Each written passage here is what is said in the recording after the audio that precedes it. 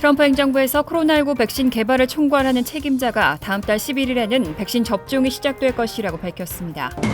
오늘까지 미국 내 코로나19 누적 확진자 수는 1270만 명을 넘겼습니다. 빌 드블라지오 뉴욕시장은 다음 주에는 뉴욕시에서 추가 봉쇄 조치가 내려질 가능성도 시사했습니다. 텍사스주에서 코로나19로 인한 사망자가 급증하면서 주 방위군이 시신 관리 작업에 투입됐습니다. 조 바이든 대통령 당선인이 차기 행정부 외교 안보팀 중역들을 공식 발표했습니다. 초대 국무장관에는 토니 블링컨 전 국무부 부장관이 낙점됐습니다. 트럼프 대통령의 대선 캠프가 펜실베니아주의 개표 결과 인증을 막기 위해 낸 소송이 기각됐습니다. 하지만 트럼프 대선 캠프 측은 곧바로 항소했습니다. 이상은 이 시각 주요 뉴스입니다. 시청자 여러분 안녕하십니까? KBN 뉴스입니다. 오늘 오후 4시 기준 미 전역의 코로나19 누적 확진자는 어제보다 13만 4,377명 늘어난 1,273만 4,690명, 사망자는 746명이 늘어 26만 3,460명입니다. 이 가운데 뉴욕의 확진자는 4,932명이 늘어 63만 8,967명, 사망자는 28명이 늘어 3만 4,261명, 뉴저지의 확진자는 4,790명이 늘어나 31만 6,590명, 사망자는 16명이 늘어 16,907명입니다. 한편 커네티컷의 확진자는 5,271명이 늘어 10만 6,740명, 사망자는 43명이 늘어 4,871명으로 집계됐습니다. 첫 번째 소식입니다. 트럼프 행정부에서 코로나19 백신 개발을 총괄하는 책임자가 다음 달 11일에는 백신 접종이 시작될 것이라고 밝혔습니다. FDA가 12월 10일 화이자의 백신 긴급 사용 신청에 대한 자문회를 개최하는데 여기서 승인되면 백신 접종을 바로 시작하겠다는 계획입니다. 내년 5월쯤에는 미국에서 집단 면역이 형성될 것이라는 전망을 내놨습니다. 백신 개발 프로그램인 초고속 작전의 책임자인 몬셰프 슬라위는 어제 CNN 방송과의 인터뷰에서 다음 달 미국에서 백신 접종이 시작될 것이라고 밝혔습니다. 그는 인구의 70% 정도가 면역력을 갖는다면 집단 면역이 일어날 수 있다면서 우리 계획에 따르면 내년 5월쯤에 집단 면역이 형성될 수 있을 것이라고 덧붙였습니다. 슬라웨이 책임자는 또 구체적으로 12월 11일 미국에서 첫 백신 접종자가 나올 것이라고 전했습니다. 이와 관련해 승인이 내려진 24시간 내에 백신을 접종 장소로 실어나르는 것이 우리의 계획이라면서 승인 다음 날인 12월 11일이나 12일에는 사람들이 1차적으로 접종할 수 있을 것이라고 설명했습니다. FDA는 12월 10일 제약업체 화이자의 백신 긴급 사용 신청에 대한 자문위원회 회의를 개최할 예정입니다. 자문위원회가 승인하면 백신은 즉각 사용 가능합니다. 한편 영국의 옥스퍼드대와 다국적 제약사 아스트라제네카가 개발 중인 코로나19 백신은 임상시험에서 평균 70%의 효과를 보였고 또 임상시험 과정에서 중대한 안전 문제가 발생하지도 않은 것으로 나타났습니다. 미국 내 코로나19 누적 확진자 수는 지난주 1,200만 명을 돌파했는데요. 가파른 증가 속도가 줄어들지 않고 있습니다. 오늘까지 누적 확진자 수는 1,270만 명을 넘겼는데 빌 드블라지오 뉴욕시장은 다음 주에는 뉴욕시에서 추가 봉쇄 조치가 내려질 가능성도 시사했습니다. 통계 전문 사이트 월도미터 집계에 따르면 오늘 오후 현재 미국 내 확진자는 총 1,270만 5,968명, 사망자는 26만 3,300명으로 나타났습니다. 텍사스주가 117만 8,718명으로 가장 많은 확진자 수를 기록했고 캘리포니아주가 112만 2,965명, 플로리다주가 94만 4,745명, 일리노이주가 66만 4,620명으로 뒤를 이었습니다. 뉴욕 일원 확진자도 100만 명을 넘어섰습니다. 지난 주말 뉴욕 5,227명, 뉴저지 3,474명의 확진자가 추가되면서 뉴욕, 뉴저지, 커네티컷 3개 주의 누적 확진자는 100만 명을 넘어섰습니다. 앤드류 쿠오모 뉴욕 주지사는 오늘 스테이튼 아일랜드에 입원 환자가 급증하면서 응급 야외 병원을 설치하게 된다고 밝혔습니다. 쿠오모 주지사는 스테이튼 아일랜드의 입원 환자가 지난 3주 동안 3배로 증가했다며 병원의 환자 수용 문제를 해결하기 위해 사우스베이치 지역에 비상시설을 설치할 것이라고 밝혔습니다. 추가 봉쇄 조치에 대한 언급도 계속되고 있습니다.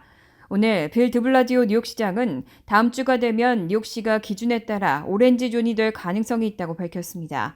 오렌지 존으로 지정이 되면 식당과 바 등의 실내 영업이 중단되고 헬스클럽과 이용실 등의 운영도 중단됩니다. 뉴저지주는 공공보건 비상사태를 30일 연장했습니다. 필 머피 뉴저지 주지사는 어제 관련 행정명령에 서명했는데 지난 3월 9일 이후 이번이 9차례 연장입니다. 보건당국은 코로나19 확산을 막기 위해서 이번 추수감사절 여행 금지를 권고했습니다. 그런데도 불구하고 최근 이틀간 항공기를 통해 여행에 나선 미국민은 200만 명을 넘겼습니다. 미 전역의 주요 공항들은 사회적 거리 두기는커녕 여행객들로 북새통을 이뤘습니다. 22일 CNN 방송은 추수감사절을 앞둔 지난 20일에서 21일 미국 전역에서 200만 4,200여 명이 항공기로 여행길에 올랐다고 보도했습니다. 교통안전청은 20일 하루 항공 여행객은 101만 9,836명, 21일 탑승객도 98만 4,369명으로 집계됐다며 지난 3월 코로나 대유행이 시작된 이래 각각 두 번째와 세 번째로 항공기 이용객이 가장 많았다고 밝혔습니다. 앞서 19일 질병통제예방센터는 이번 추수감사절 여행을 하지 말라고 권고했습니다. 특히 20일에는 하루 신규 확진자만 19만 5천여 명이 나와 추수감사절 여행에 대한 우려가 커질 대로 커진 상황이었습니다. 하지만 상당수 미국민은 이런 여행 경보에도 불구하고 코로나 위험을 감수한 채 비행기에 탑승했습니다. CNN 방송은 미국 항공사들이 코로나 대유행 시작 이후 가장 바쁜 한 주를 준비하고 있다며 아메리칸 항공은 추수감사절 주간 비행편을 평소보다 15% 늘리기로 했다고 전했습니다. 소셜미디어에는 사람들로 발 디딜 틈이 없는 공항 내부 모습을 담은 영상이 올라왔습니다. 애리조나주 피닉스 스카이하버 국제공항에선 비행기 탑승을 기다리는 승객들이 사회적 거리두기 없이 좌석에 붙어 앉았고 복도도 사람들로 꽉 들어찼습니다. 시카고 오헤어 국제공항도 여행객이 한꺼번에 몰리면서 북새통을 이뤘습니다. 이런 상황에 하버드 의대 크리스토퍼 워샨 박사는 CNN 방송에서 이번 추수감사절 여행객이 가족 모임에서 코로나를 무차별적으로 전파할 수 있다고 경고했습니다. 이렇게 가족 방문 등 여행을 계획하는 사람들이 미리 코로나19 진단검사를 받으면서 미 전역 검사소에서도 사람들이 몰리고 있습니다. 검사소마다 긴 대기줄이 늘어섰고 일부 지역에서는 검사를 받기 위해 4시간씩 기다려야 하는 모습도 포착됐습니다. CNN은 추수감사절을 앞두고 미 전역 코로나19 검사소에 사람들이 몰리면서 긴 대기줄이 만들어지고 있다고 보도했습니다. 전국적으로 검사소에 사람들이 몰리고 약속 일정이 채워지고 있다면서 코로나19 검사를 수행하는 상업연구소들은 역량에 부담이 된다며 경고하고 있다고 상황을 전했습니다. 시카고 교외의 알링턴 하이츠에 있는 코로나19 검사소에서는 지난 18일 아침 문을 열기 1시간도 전부터 긴 차량 행렬이 주변 도로를 따라 만들어졌습니다. 또 매사추세츠 보스턴 북부의 로런스 제너럴 병원 드라이브스루 검사소에서는 지난 17일 사람들이 차에 탄 채 검사를 받기 위해 4시간씩 기다리기도 했습니다. 이 병원 관계자는 명절이 다가오는 데다 전국적으로 코로나19 감염이 증가하는 상황이 복합적으로 작용한 것 같다고 전했습니다. 아시시자 브라운대학 공중보건대학원 학장은 명절을 앞두고 검사를 받으려 사람들이 몰려드는 것은 미국의 제한된 검사 역량과 국가적 검사 전력의 부재를 적나라하게 드러내는 것이라고 비판했습니다. 자 학장은 이 팬데믹의 초기부터 행정부 전체가 검사를 충분히 심각하게 받아들이지 않았고 지금 그 대가를 지불하고 있다고 말했습니다. 줄리 카니 미 임상연구소 협회 회장은 일부 상업연구소들이 며칠 안에 검사 역량의 한도에 도달하거나 한도를 초과할 수 있다고 전망했습니다. 텍사스주는 미 전역에서 코로나19 누적 확진자가 가장 많은데요. 코로나19로 인한 사망자도 급증하면서 주 당국은 주 방위군을 시신 관리 작업에 투입했습니다. 그칠 줄 모르는 사망자에 교도소 수감자까지 코로나19로 인한 사망자 운반 작업을 하고 있습니다. 텍사스 위기관리 대응 부대는 21일 성명을 발표하고 엘패소의 이번 주 코로나19 상황을 평가했다며 22일 오전 9시부터 영안실 작업을 돕기 위해 주 방위군 36명을 투입했다고 밝혔습니다. 디마고 엘패소 시장은 트위터를 통해 신규 코로나19 확진자와 입원 환자가 늘면서 사망자도 급증했다며 주 방위군이 사망자 처리 계획에 협력하기로 했다고 전했습니다. 이어 중앙영안실을 확보해 의학실험실과 장례식장에 시신을 처리할 여력을 제공하게 될 것이라고 덧붙였습니다. 현재 엘패소 전역의 중환자실에는 300여 명의 환자가 입원해 있는 상태로 이달 초에는 시신 처리를 위해 트레일러 10대를 들여오기도 했습니다. 엘패소에서는 또 교도소 수감자에게 시간당 $2를 지급하고 코로나19 사망자를 운반하는 업무를 맡겼습니다. 수감자의 노력을 지키는 게 이례적인 것은 아니지만 죄수복을 입은 수감자가 비닐에 쌓인 코로나19 사망자를 냉동 트럭에 옮기는 장면이 노출되자 교도소 감염에 대한 우려도 제기됐습니다.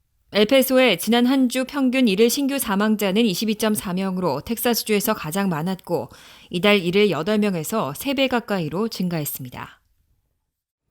초등학교와 중학교 학생들의 학업 수준이 코로나19 팬데믹 속에서 크게 후퇴한 것으로 조사됐습니다. 그동안 우려됐던 언택트 교육의 부작용으로 인한 학력 저하가 확인된 겁니다. 초중학생들은 수학과 국어 과목에서 예년보다 적게는 4주에서 11주가 뒤처진 것으로 나타났습니다. 월스트리트저널은 21일 교육업체 르네상스 러닝의 보고서를 인용해 초등학생과 중학생들이 수학과 국어 과목에서 심각한 수준의 부진을 보였다고 보도했습니다. 르네상스 러닝은 미 전역 50개 주와 워싱턴 DC에서 총 200만 명 이상의 학생을 대상으로 실시한 시험 결과에 대해 보고서를 발표했습니다. 보고서에 따르면 수학의 경우 초등학교 5, 6학년은 예년 수준과 비교해 12주의 격차가 확인됐습니다. 예년 수준을 따라잡기 위해 2, 3학년은 4주에서 7주, 4, 7, 8학년은 11주의 추가 교육이 필요한 것으로 나타났습니다. 국어의 경우는 4에서 7학년 학생들만 예년 수준에서 4에서 7주 뒤처진 것으로 드러났습니다. 하지만 연구진은 저학년의 경우 국어 시험 과정에서 부모의 도움을 받았을 가능성이 크다며 저학년 학생의 국어 실력이 후퇴하지 않았다고 단정할 수는 없다고 분석했습니다. 월스트리트저널은 이번 조사가 지금까지 추측으로만 우려하던 비대면 온라인 수업으로 인한 학력 수준의 후퇴를 입증했다고 평가했습니다. 미국에서는 지난 3월 이후 수개월간 계속된 원격 수업으로 인해 아이들이 충분한 교육을 받지 못할 것이란 불안감이 제기돼 왔습니다. 특히 이번 조사에서는 흑인, 히스패닉 등 유색인종과 공립학교 학생들의 학력 저하가 백인과 사립학교 학생들에 비해 더 크다는 점도 드러났습니다. 저소득층 가구 학생들의 학업 성취도도 평균 이하로 조사됐습니다. 조 바이든 대통령 당선인이 차기 행정부 외교안보팀 중역들을 공식 발표했습니다. 초대 국무장관에는 토니 블링컨 전 국무부 부장관이 낙점됐습니다. 바이든 당선인 인수위원회는 오늘 홈페이지를 통해 국무장관, 백악관 국가안보보좌관, 기후변화 대통령 특사, 국토안보부 장관, 국가정보국 국장, 유엔 주재 미국 대사 등 6명의 인선을 발표했습니다. 국무장관을 맡을 블링컨은 버락 오바마 전 행정부에서 국무부 부장관과 백악관 국가안보 부보좌관을 지냈으며 이번 대선 운동 기간에는 바이든 당선인의 외교안보정책 고문으로 활동했습니다. 국가안보보좌관에는 제이크 설리번 전 부통령 안보보좌관이 지명됐습니다. 설리번은 2016년 민주당 대선 후보였던 힐러리 클린턴 전 국무장관의 참모로 일한 바 있습니다. 존 케리 전 국무장관은 기후변화 특사를 맡게 됩니다. 그는 오바마 전 행정부에서 국무장관을 지내면서 2015년 파리 기후변화 협약 체결을 이끌었습니다. 유엔 주재 미국 대사에는 린다 토머스 그린필드 전 국무부 차관보가 맡게 됩니다. 토머스 그린필드는 흑인 여성으로 35년 경력의 베테랑 외교관입니다. 국토안보부 장관은 알레한드로 마요카스 전 국토안보부 차관을 기용했습니다. 추후 인준을 거쳐 취임하면 미국 최초의 라틴계 이민자 출신 국토안보부 장관이 됩니다. 국가정보국 국장은 에이브릴 헤인즈가 맡게 됩니다. 헤인즈는 여성 최초로 CIA 부국장을 지낸 인물입니다. 트럼프 대통령의 대선 캠프가 펜실베니아주의 개표 결과 인증을 막기 위해 낸 소송이 기각됐습니다. 하지만 트럼프 캠프 측은 곧바로 항소했습니다. 연방 대법원까지도 가겠다는 입장을 밝혔습니다. 22일 언론들은 트럼프 캠프가 펜실베니아주 연방지법이 기각한 개표 인증 저지 사건을 21일 제3연방고등법원에 항소했다고 밝혔습니다. 미국은 권역별로 13개의 연방고등법원이 있는데 제3고법은 펜실베니아주를 관할합니다. 연방지법의 심리는 선거구 획정 사건 등 일부 예외를 빼면 단독 판사가 맡습니다. 반면 2심은 법관 3명이 재판부를 구성해 합의부 형태로 운영됩니다. 블룸버그 통신에 따르면 제3고법에는 14명의 판사가 있고 이번 사건도 판사 3명으로 된 재판부에 무작위 배정됩니다. 그런데 전체 판사 가운데 8명은 공화당 대통령이 임명했고 그중 3명은 트럼프 대통령이 임명했습니다. 나머지 6명은 민주당 대통령이 임명한 판사들입니다. 트럼프 캠프 법률고문인 루디 줄리아니는 전날 판결 직후 항소에 이어 연방 대법원까지 가겠다는 입장을 밝혔습니다. 그런데 대법원은 대법관 9명 중 보수 성향이 6명인 보수 절대 우위 구조입니다. 이런 점에서 트럼프 캠프는 대법원에 기대를 걸고 있지만 대법관들이 정치적 성향대로 판결할지는 미지수입니다. 한편 블룸버그는 이번 펜실베니아 사건 기각은 트럼프 측 소송 가운데 가장 이목을 끄는 패배였다면서 미시간과 조지아, 네바다, 애리조나에서도 소송이 모두 실패했다고 전했습니다. 대선이 끝난 지 2주가 훌쩍 넘었지만 선거 절차와 개표 정확성을 둘러싼 유권자들의 골은 여전히 깊은 상태입니다. 여론조사 결과 지지층에 따라서 의견에 매우 큰 격차를 보였는데요. 특히 트럼프 대통령 지지층의 85%는 대선 불복 소송에 찬성하고 소송을 계속해야 한다고 대답했습니다. 20일 여론조사 기관 퓨 리서치는 지난 12일부터 17일 성인 패널 11,818명을 대상으로 여론조사를 실시했습니다.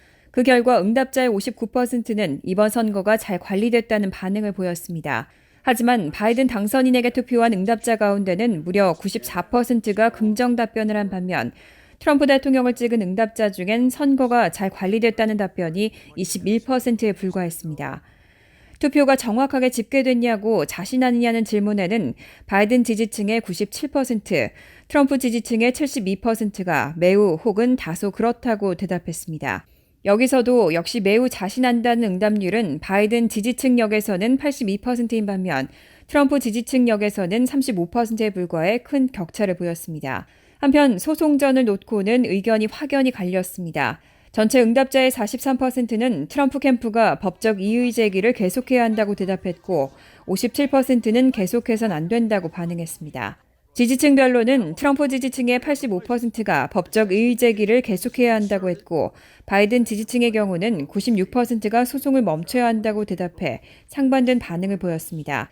퓨 리서치 센터는 개표 정확성에 관해 지지층 간의 의견 충돌이 흔치 않은 일은 아니지만 트럼프, 바이든 지지층 간의 차이의 강도는 두드러진 것이라며 양 지지층이 선거 절차와 개표 정확성을 놓고 깊이 분열돼 있다고 평가했습니다.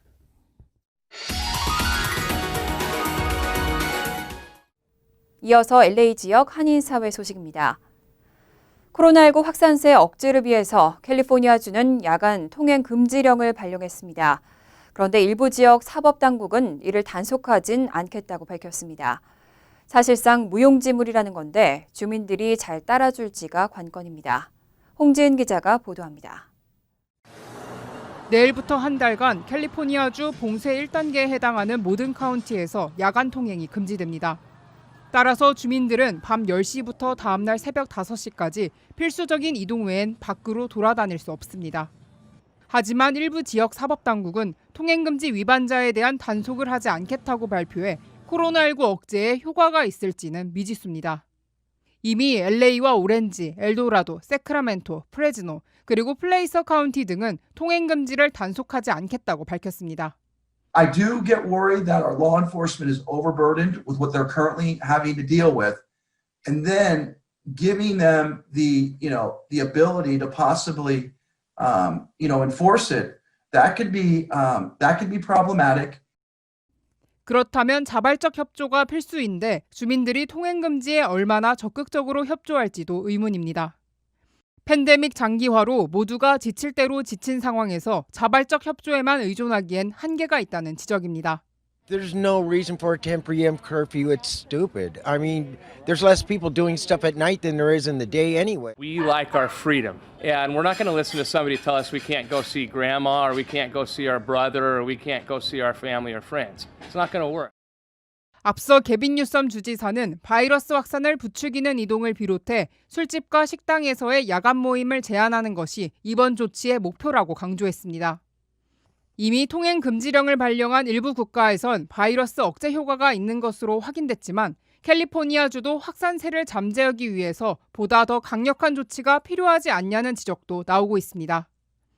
MBC 뉴스 홍지은입니다. 한인 최초로 연방 하원에 입성한 김창준 전 의원이 부적절한 인종주의적 발언을 해서 논란이 됐는데요.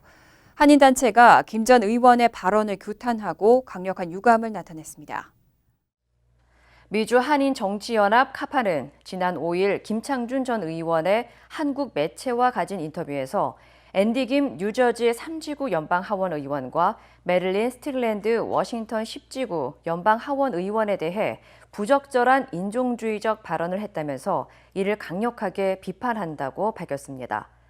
앞서 김창준 전 의원은 인터뷰를 통해 스트릭랜드 의원에 대해 남편이 흑인이고 100% 한국 사람처럼 보이지 않는다고 언급하는 한편 앤디 김 의원의 부인을 아랍 계통으로 구분하면서 자신과 같이 100% 순종이었으면 좋겠다고 발언해 큰 논란을 일으켰습니다.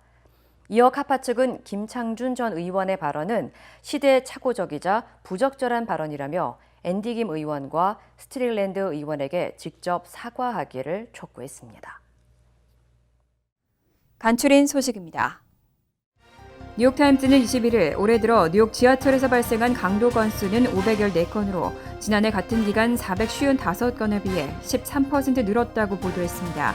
살인사건은 지난해 3건에서 6건으로 성폭행은 3건에서 5건으로 증가했고 폭행 발생 건수도 289건에서 294건으로 늘어났습니다. 경찰은 코로나19 사태 이후 열차 승객이 예전의 30% 수준으로 줄고 역사도 한산해진 것이 범죄 발생을 늘린 요인이 됐다고 분석했습니다. 조남주의 소설 82년생 김지영의 영업판 김지영 본 1982가 뉴욕타임즈 서평 담당 에디터들이 선정한 2020년에 주목할 만한 책 100선에 뽑혔습니다. 뉴욕타임즈는 한국에서 2016년 출간됐을 때 센세이션을 일으킨 이 소설은 역사의 살해 연구처럼 감정에 치우치지 않은 언어로 젊은 아내이자 엄마인 한 전형적인 한국 여성을 이야기한다면서 그녀가 겪는 곤경은 성차별적 사회의 영향을 드러낸다고 소개했습니다. 맨하튼의 명소인 락펠러 센터의 5개 아이스 스케이팅 링크가 코로나19로 인한 제약에도 불구하고 지난 21일 개장했습니다. 락펠러 센터의 이용 시간은 1인당 50분으로 제한되며 코로나19 감염을 방지하기 위해서 마스크 착용을 의무화한다고 밝혔습니다. 락펠러 센터의 크리스마스 트리는 지난주에 이곳에 세워졌고 오는 12월 2일 점화됩니다. 북미 항공우주방위사령부는 성탄절 전야인 다음 달 24일 산타 위치 추적 임무를 수행할 예정이라고 밝혔습니다. 산타의 위치가 궁금한 사람은 노라드 콜센터에 전화하면 산타와 루돌프가 선물을 싣고 지역 상공을 지나는 중입니다와 같은 답변을 받을 수 있습니다. 노라드는 65년 전부터 매년 성탄절 전야에 어린이들의 전화를 받고 산타의 위치를 알려주고 있습니다. 환율과 증권 소식입니다.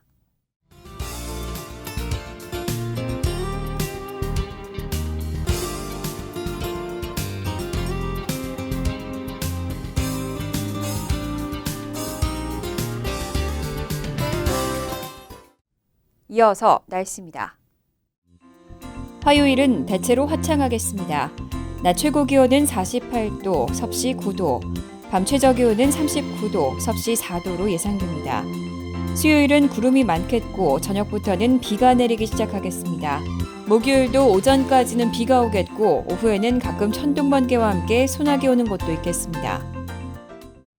이상으로 KBN 뉴스를 마칩니다. KBN과 함께 즐거운 저녁 되시기 바랍니다.